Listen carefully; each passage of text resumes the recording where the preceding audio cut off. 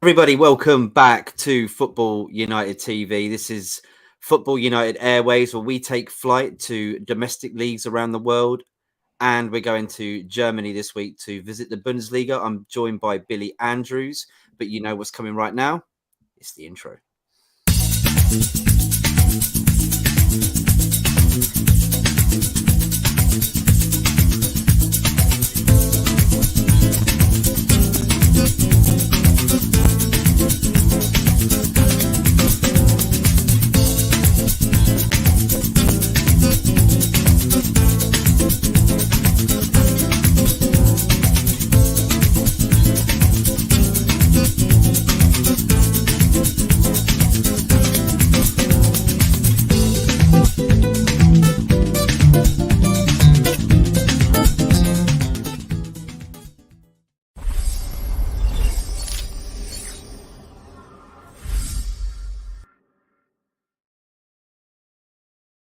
Hi, everybody. Welcome back to Football United Airways. We are taking flight to the Bundesliga in Germany, and we are joined by a very special guest, Billy Andrews. How are you doing, mate? I'm fantastic, Matt. How are you? Yep, doing well, mate. Doing well. You know, standard for a Thursday. It's Friday tomorrow. We all like the weekend, I'm pretty sure. And football's back as well. And that's why we're here, because the Bundesliga's back. Billy, you're a huge fan of the league in itself. We are going to be talking about Union Berlin because, of course, they are top in the league at the moment, which is, unusual, isn't it? Because normally Bayern Munich and Dortmund are up there. I know Dortmund are second, but Union Berlin, I mean, what is going on there, Billy? It's fantastic for them, right? It's fantastic for them, and I don't think it's anything that anyone would have expected after what would happen at the start of the season. You know, they lost the likes of Max Kruse in January last year, who they brought back in to the Bundesliga. He went to Wolfsburg. They also lost Taiwo Awoniyi, who's now at Nottingham Forest. But then they've somehow rebuilt. They brought in Jordan from Young Boys, and he's created this fantastic partnership with Geraldo Becker up front. And Yeah, the pair of them together. Geraldo Becker's got 6 goals this season, and Jordan's already got 3. But it's every part of the team. They work for each other. They press as a team. They defend as a team.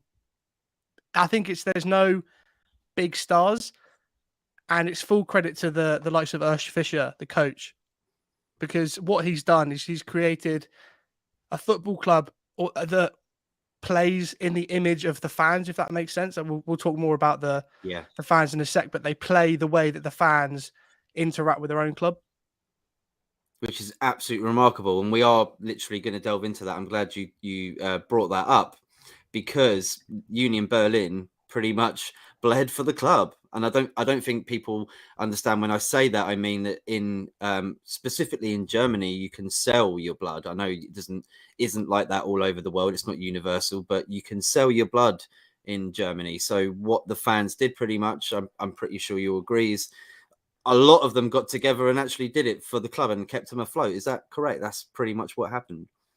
Yeah, so it was back in 2004. The DFB, the German Football Association, they needed Union to pay €1.5 million to participate in the upcoming season, and they were genuinely very close to not existing, going bankrupt, and there would only be that Hertha would be the only team in the big team in Berlin. But Dirk Zingler, he was a lifelong Union fan, stepped in, and they started the I've written it down there, Bluten for Union, Bleed for Union campaign. And like I say, they came out and they basically gave their blood for their football club, which I think says more about the fans than most clubs can claim. And they also did something 4 years later when the Stadion Anton Forsterei needed renovating.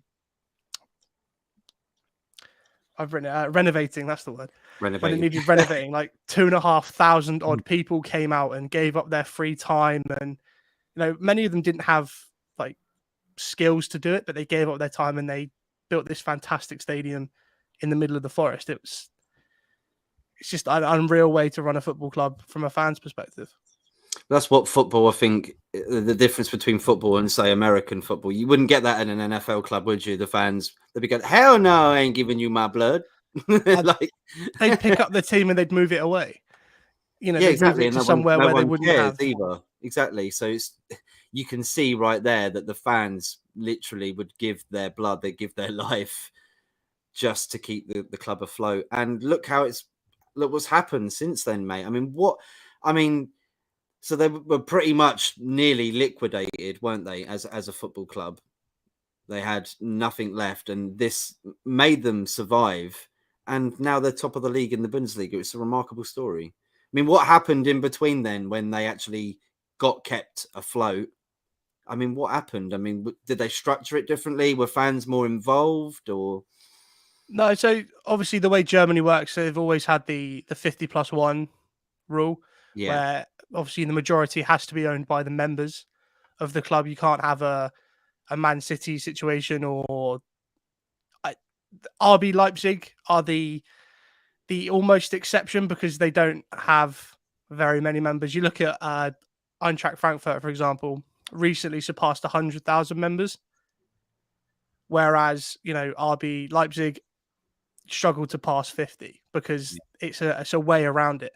But I think the main reason for Union's continued success, they appointed Urs Fischer in 2018, and he got them promoted in his first season.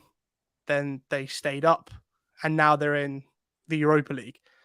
And he's won 73 out of 170 matches as Union boss, which is something fantastic. And he was linked recently with the Brighton job, but this club is essentially his in his own image.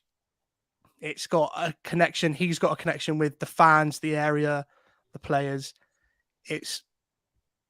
And you look at Hertha Berlin, who spend ridiculous amounts of money on not very good players. If we're being perfectly honest, they spent a lot of money. It hasn't worked out. They survived through the relegation playoff. Well, it's weird, isn't it, mate? Because you'd have thought Hertha Berlin would have done something. It is the capital city of Germany, so you'd think they'd have a big football club, and I know Bayern Munich pretty much dominates that area. But what is happening with Hertha Berlin? Because they are struggling, aren't they? They are struggling, but it's one of those ones. It's a problem of their own making. If you're going to go out and spend millions of euros on bang average players to try and fill problems, then it's never going to really work. They didn't have a clear structure, which is whereas if you look at Union, they stuck with Urs Fischer.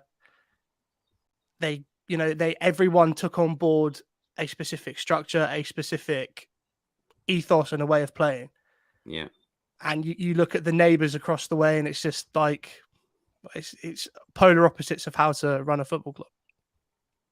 Yeah, Union Berlin seems to be the people's club, right? Would you say that? Yeah. Again, obviously, it's difficult because you don't want to say that they don't have a connection at Hertha, but I think it's just the people making the decisions, like the money men. Obviously, because Union Berlin compared to Hertha don't have as much.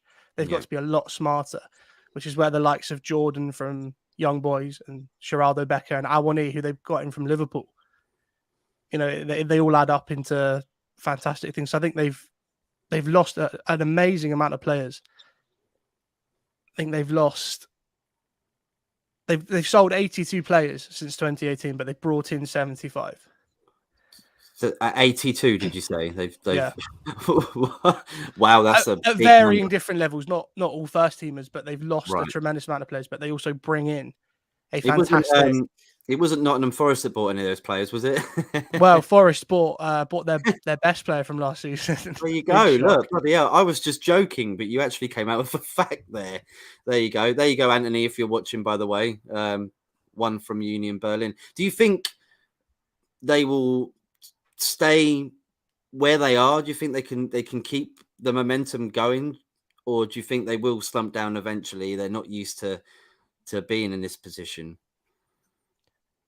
Yeah, it's difficult because obviously they're not used to having to attack on three fronts. Basically, they've got European football at least till the World Cup. If they qualify, it's going to be longer. They're still in the German Cup, and obviously they're fighting now where no one thought they would be at the top of the Bundesliga. I think much like the Bayern situation, which I think we will talk about more in depth later, it's easy for people to get carried away. Yeah. But from the 7 games they've played this season, they've not been flukes. They've not been, they haven't blown anyone really away very much. Yeah. But, the 1-1 draw with Bayern particularly, I think they were very lucky they were very unlucky, not to win that game. Yeah, well, they're showing that they actually could keep it going if and it's probably the best time for them to be able to maybe even win the league. Or you said that they're in the Europa League at the moment, so they definitely want to get to Champions League. So hopefully, even if they can just stick into the position where they can get into there automatically, that'll be good. Dortmund won't be happy about that, but we will be talking about Bayern Munich then now, because obviously they have slumped down. Yes, they've only lost 1 game, but they're drawing quite a lot at the moment, and I think they lie in 5th position, right? Yeah, they do.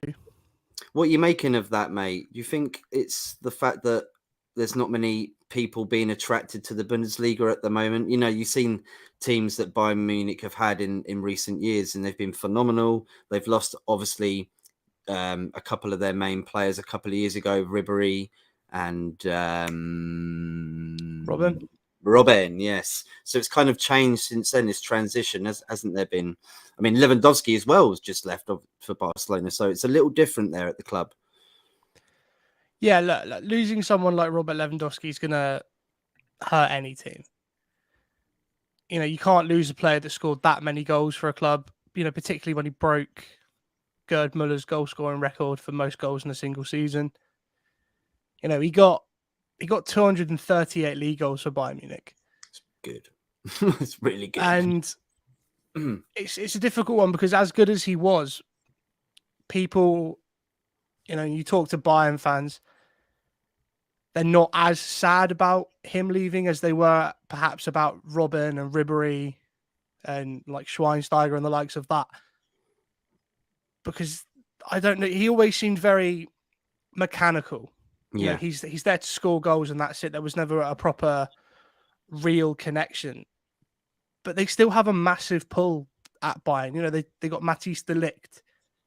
They got Mazraoui and Gravenberch from Ajax, who could quite easily have followed Erik ten Hag to Manchester United. And Sadio Mane from Liverpool. No one thought when that rumour came out the first time that Mane would leave a team that for the last few years have been consistently fighting for the Premier League and the European front. No one thought he'd go to Bayern. And yeah, okay, he's being criticised a little bit now, but Hassan Salihamidzic, the CEO at Bayern, came out and defended him, saying, look, it's a new country, it's a new culture. He needs time to settle. He's a very good player, Sadio Mane. But I think it is that not having a genuine number 9 is kind of catching them out a little bit because they're very fluid, the front 3. But when you don't have that focal point that you've had for so many years, it's hard, to transition. Yeah, you just lose a little bit of that edge. But, I don't think there's some talk of Julian Nagelsmann being sacked, but you don't pay, 25 million euros for a manager and then sack him the first time he's under pressure. So no, you got. I think with a club like Bayern Munich as well, you want to wait until the end of the season because they're not going to be sitting in the mid-table positions midway through the season. There's no chance of it. And if there is, I'm going to put money on it now because I'll get a lot back. But I doubt it's going to happen. Dortmund as well, mate.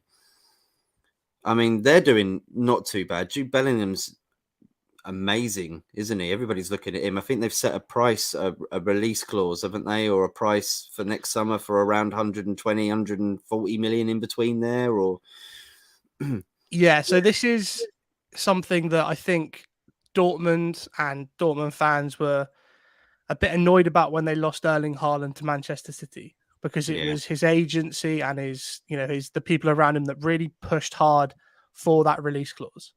that Haaland had, and people going, "Oh well, City got Haaland for less than Arsenal signed Zinchenko and Jesus for."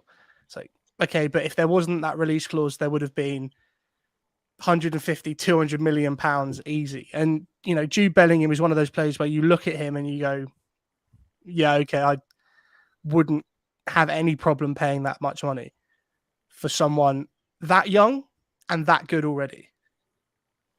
Yeah, and you were talking about like the Bundesliga attracting players. They definitely do attract youth, because you see where Bellingham come from, Birmingham. He was scouted around lots of clubs. I think he even went to Man United, and he chose Dortmund because I guess the philosophy and the way they bring players up is second to none. And pretty much 99.9% players that leave Dortmund are going to be world class. I mean, you look at Haaland, Lewandowski, matey boy that went to Bayern Munich and back, the defender. I can't remember his name. Mats Hummels. Yes, you know, I mean, I know he slipped off a little bit the last few years, but Dortmund do know how to scout very well. They always have a fairly decent team. I know they went a little bit dry after the 90s because they obviously won Champions League, didn't they, in the mid-90s, I believe. Yeah, and then they overspent and had to take a loan from Bayern Munich to stay afloat. But you know, that's living outside of their means, which a lot of German clubs don't do. So that's just a case of, well, we've got all this money that we've never had before. They went a bit mad, but now they're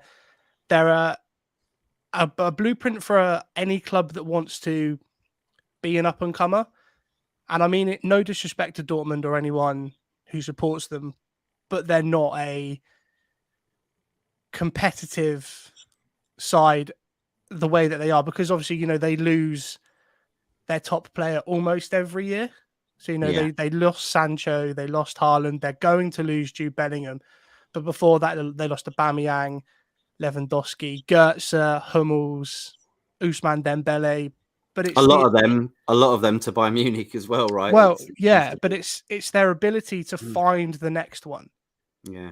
You know, they lost Erling Haaland, and people are going, oh, well, who are they? It's difficult to replace a goal scorer like that, but they've got their next talismanic player in Jude Bellingham.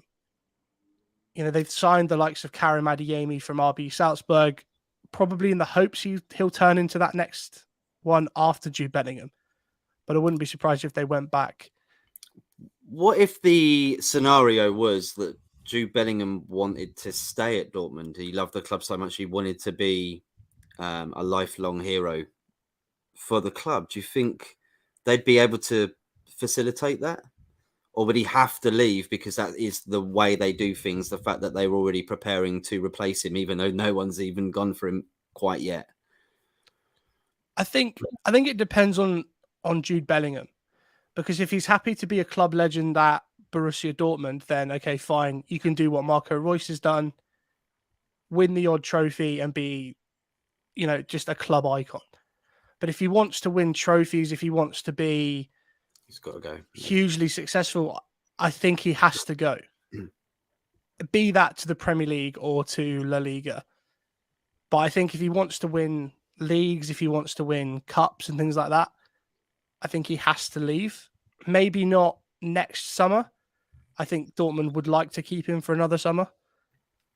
But again, if someone comes in with 120, 130 million pounds, I don't think they're going to turn that down. No, I just wonder who it's going to be, though, mate. I really do. I know Man United are sniffing around it. I'm pretty sure City are sniffing around it too.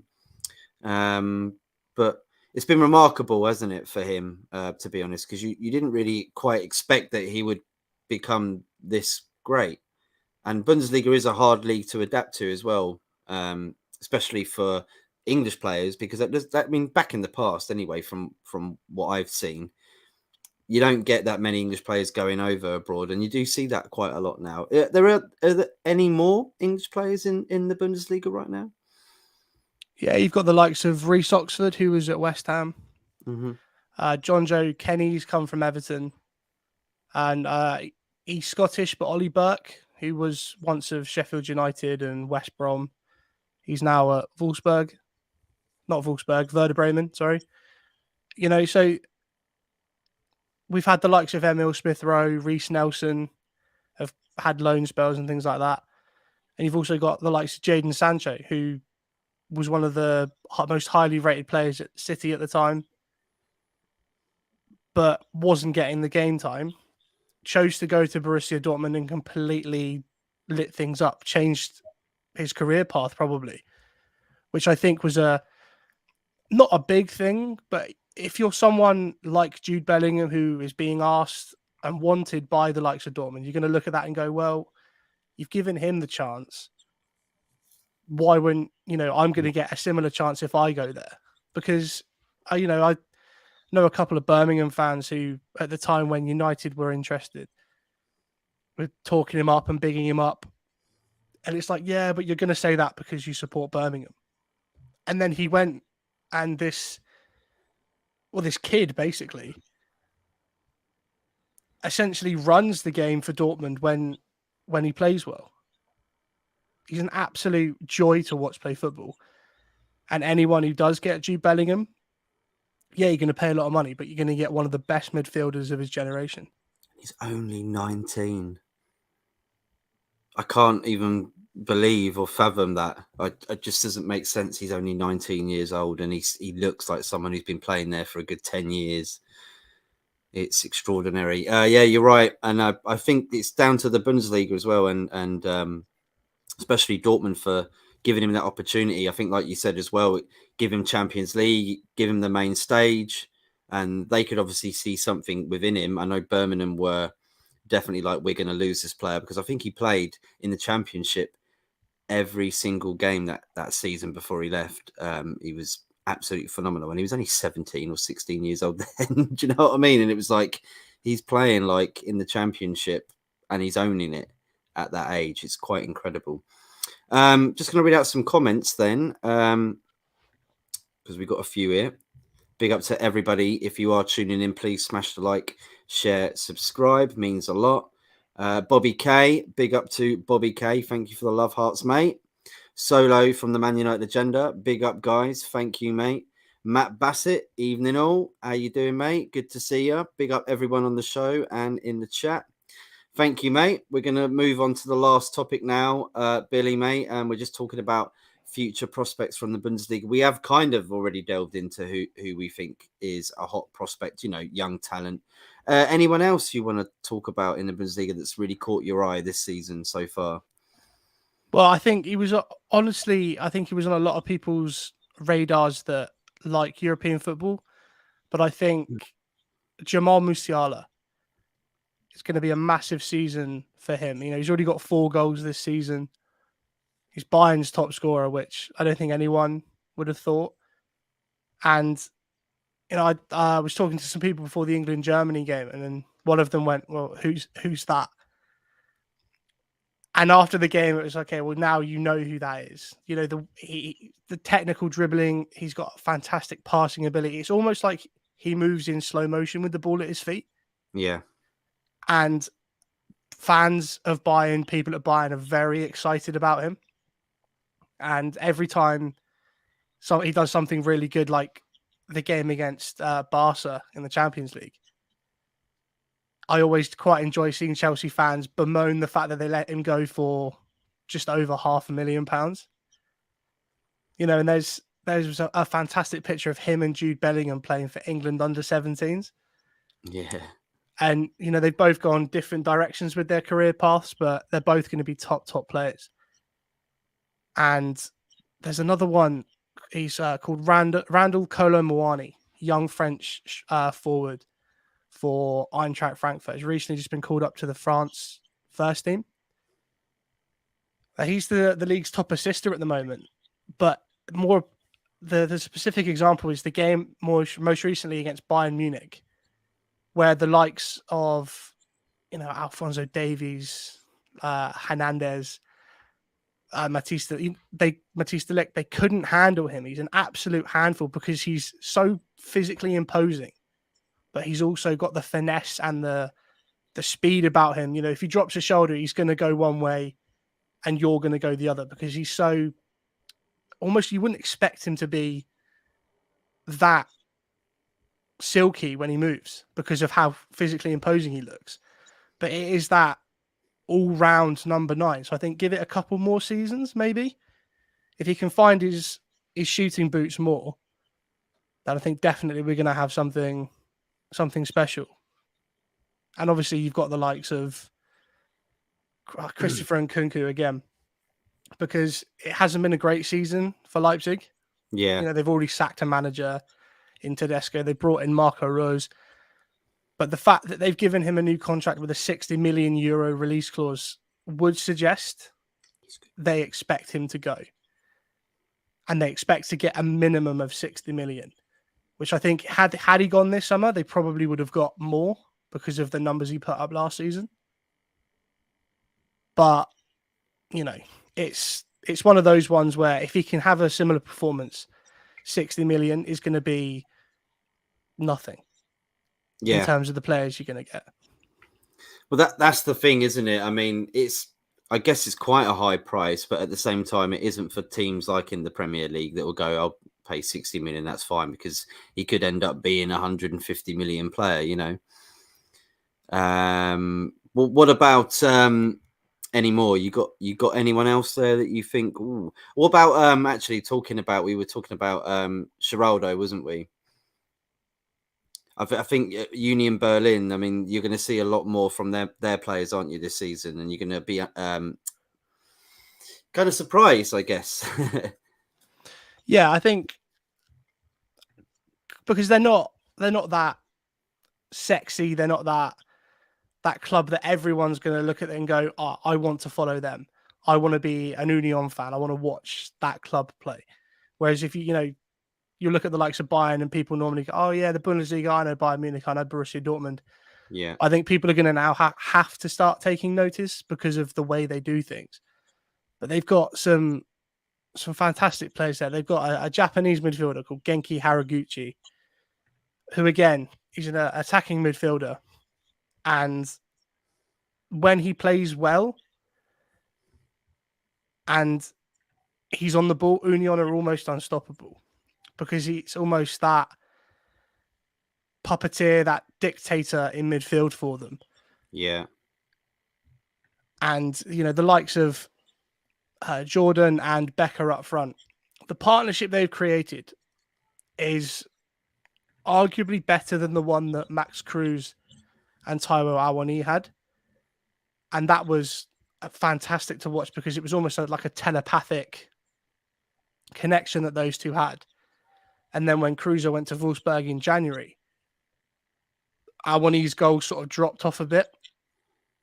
And Union, to their credit, managed to maintain their level of play, even though they weren't. They lost one of their main providers, basically. Yeah.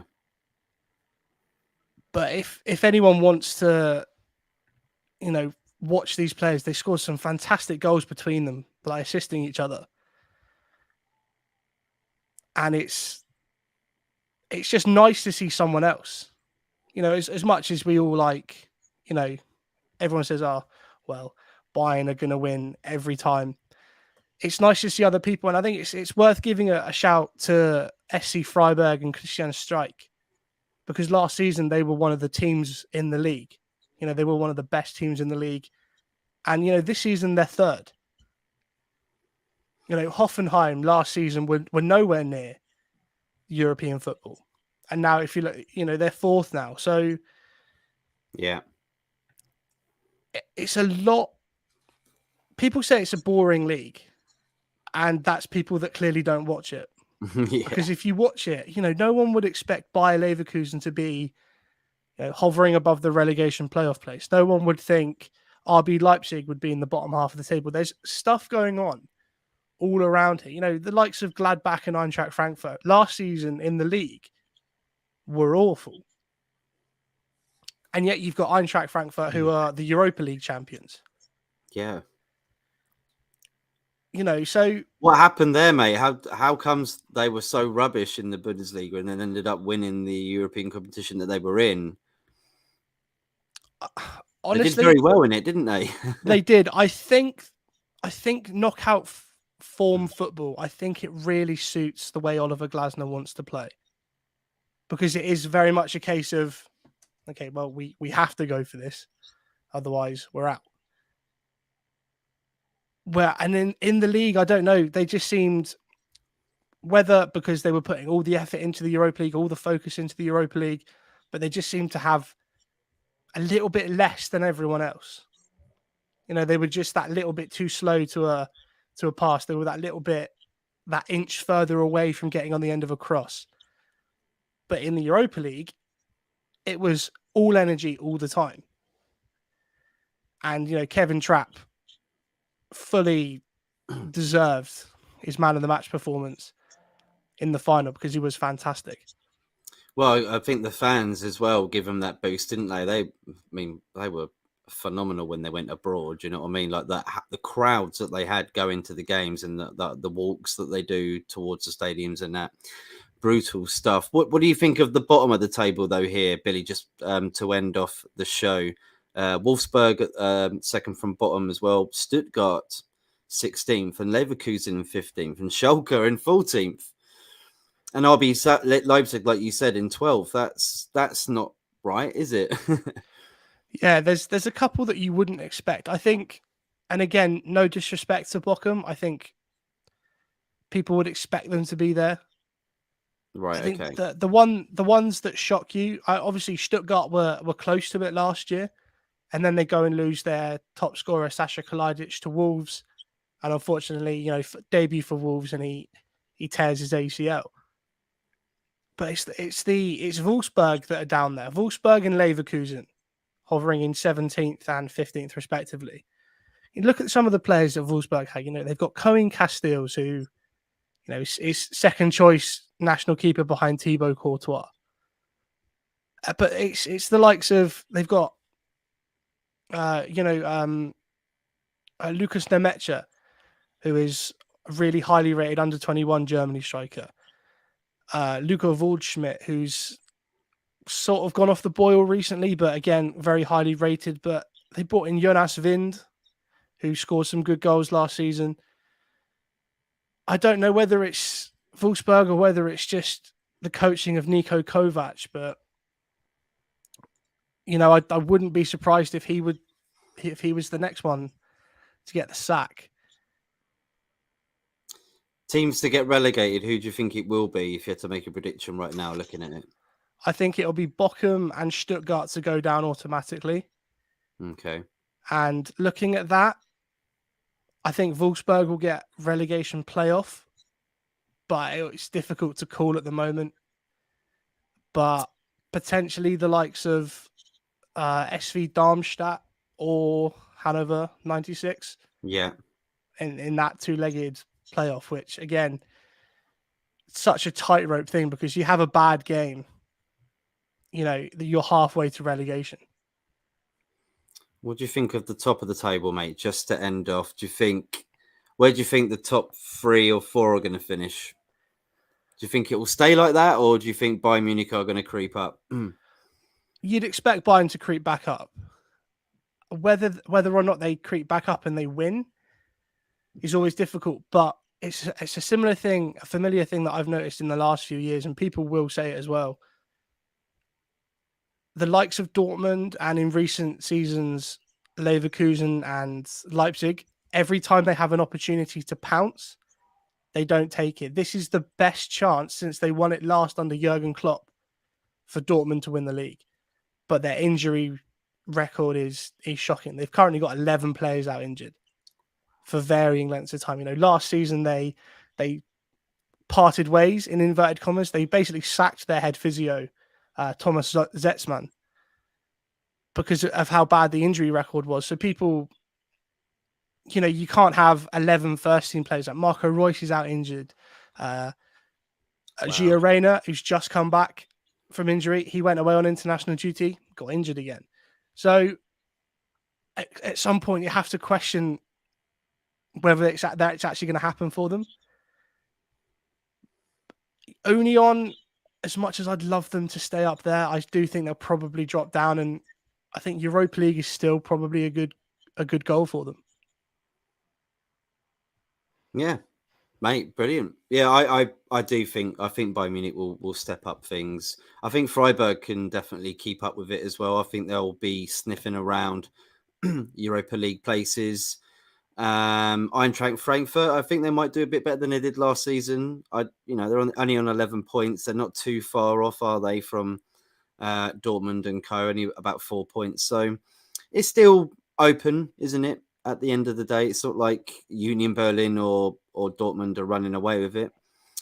Yeah, I'm just disappointed about RB Leipzig there. That's terrible. That's terrible from them, mate.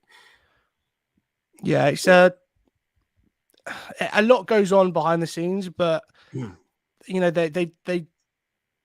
they fell out basically, Tedesco and the powers that be at Leipzig.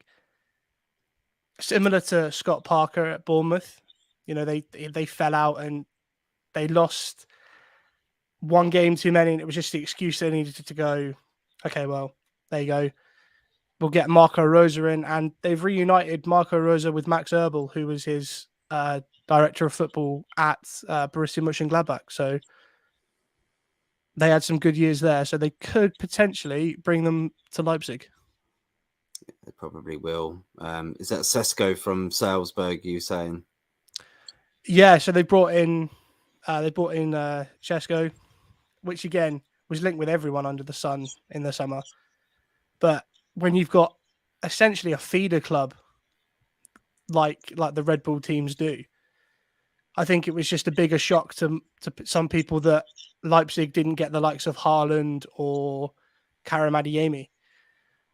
But give it 2-3 years, maybe. They pay 20 million euros for Benjamin Sesko. They'll sell him easily for 70, 80 million euros.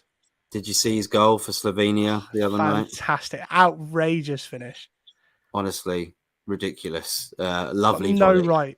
no right to score from there. No, not at all. But he did, and I'm just kind of think now that superpowers are a real thing. That's it then. We're going to finish up there. Billy, thank you so much. Just going to shout out Mama Flossie. Thank you so much for coming in. Thank you for dropping by. Matt Bassett as well says, oh, actually, one more question for you, mate. If Bayern Munich don't win the league, then they will sack Julian Nagelsmann. We don't believe that. But here's the question for you. What players do you see leaving the Bundesliga in January and the summer transfer windows? Well, we kind of already said that, haven't we? A little bit. Yeah, I don't think January will be a big one, but I definitely would expect Christopher Nkunku to leave in the summer. Whether or not Jude Bellingham sticks around for another year probably depends on Dortmund. If they have a good challenge this year at the title, maybe he could think, oh, well, if I stick around for one more year, I might finally get there. Or if they win it, he might say, okay, I've done my bit, and a new challenge in the Premier League or La Liga or wherever. But those two are the big ones, I think, to look out for in the summer next year. There you go, Matthew. There you go. Billy knows his stuff, mate. It was a really good vlog. Thank you so much for coming in. And everybody that's tuning in right now, smash a like, share, subscribe. And if you have missed it, go back to the start because it's actually very, very cool indeed. Billy, where can everybody find you, mate, on social media? So I am on Twitter at Bandrews_97 and also on Instagram with the same name, Bandrews_97. And if you search for the 50+1 football podcast on Google Podcasts, Spotify, then you'll find me and my co-host Lewis, and we discuss all things Premier League and Bundesliga. So again, if it's something that you're looking to get into, if you like the German league, come and give us a follow and give us a listen. Brilliant. Yeah, please, everybody, go do that. Make sure you go smash subscribe and go check out Billy's content. Matt Bassett says, top show as per. Big up everyone on the show and in the chat. Thank you so much. Kudos to all. Maybe, what was I going to say? We'll have to get you back on, Matt, Billy, for another show sometime. And we'll talk more Bundesliga. Bit more maybe towards the mid to end, because we've got the World Cup, haven't we, coming up like next, and then that's going to be a break, and then probably like maybe when it's back after Christmas, because I think Bundesliga doesn't have any games over Christmas period, does it? Yeah, they have a winter break. I'm not 100% sure what's going on with that this year, but they Yeah, are they might. having more midweek games coming up, which they're referring to as English weeks. Oh, are they? Because we all show the football, don't we? Every single time. In fact, Boxing Day, I think a week after the World Cup final, Premier League's back. It's absolutely bonkers. I don't know how they're going to do that. Thank you, everybody, for tuning in. Like I said, smash the like, share, subscribe if you can. We will be back maybe tomorrow with Gunners from All Corners if Anthony's back off his holiday and he's used all that suntan lotion up. I hope so. But we're back for the Premier League weekend show on Sunday, so do tune in for that because the Premier League and domestic football in Europe is back. I'm really looking forward to it. Billy, thank you so much for joining us. And everybody, if we don't see you, have a brilliant weekend. Take care. Bye-bye. Thank you very much.